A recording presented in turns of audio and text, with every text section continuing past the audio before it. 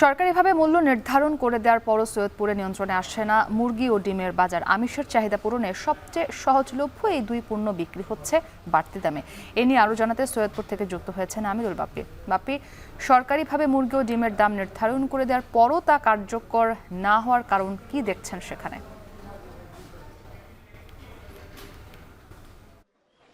আচ্ছা, মুক্তি, বিষয়টা হলো যে সরকারি পর্যায়ে থেকে যখন এই দুটো পণ্যের দাম নির্ধারণ করে দেওয়া হলো মুরগি এবং ডিমের, তো তার এটি 15 তারিখে এখানকার যারা প্রাণী সম্পদ অধিদপ্তরের কর্মকর্তা আছেন তারা হাতে পেয়েছেন এবং 16 তারিখ ছিল সরকারি ছুটি এবং আজকে 17 তারিখ। তো আমি প্রাণী সম্পদ অধিদপ্তরের কর্মকর্তাদের সাথে কথা বলেছি, তারা বলেছেন যে মাঝখানে একদিন সরকারি ছুটির কারণে তারা যে দোকানি যারা আছেন তাদের কাছে সেই তথ্যটা পৌঁছাতে পারেননি।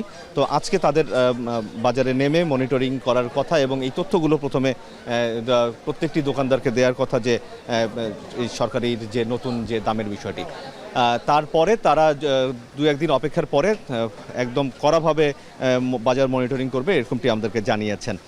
জানিয়ে রাখি যে 11 টাকা নির্ধারণ হলেও প্রতিটি ডিম বিক্রি হচ্ছে 13 টাকা করে, অর্থাৎ 156 টাকা পড়ে যাচ্ছে ডিমের ডজন, যদিও বিক্রি হওয়ার কথা হচ্ছে 142 টাকা 44 পয়সা।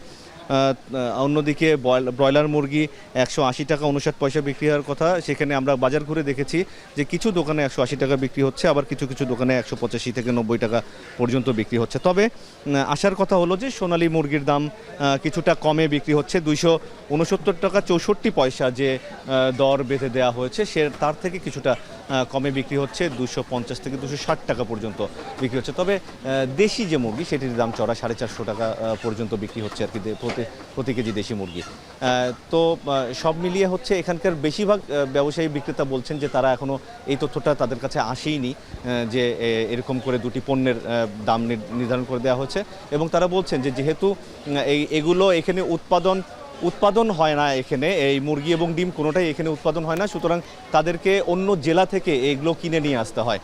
যেমন মুরগি আসে হচ্ছে জয়পুরহাট, নওগাঁ এই এলাকাগুলো থেকে, ডিমও ওই অঞ্চলগুলো থেকে আসে, সুতরাং ওখান থেকে তারা বেশি দামে এখন পর্যন্ত কিনে আনছেন দেখে তারা বেশি দামে বিক্রি করতে বাধ্য হচ্ছেন, এমনটি তারা আমাদেরকে জানাচ্ছেন এবং তারা বলছেন যে দাম কমে গেলে আসলে তাদেরই সুবিধা, সেক্ষেত্রে ক্রেতাদের সাথে তাদের বাকবিতণ্ডাটা কম হয়। তো আশা করা হচ্ছে যে দু একদিনের মধ্যে হয়তো এই সরকার বেঁধে দেওয়া দামে নিয়ন্ত্রণে চলে আসবে। মুক্তি।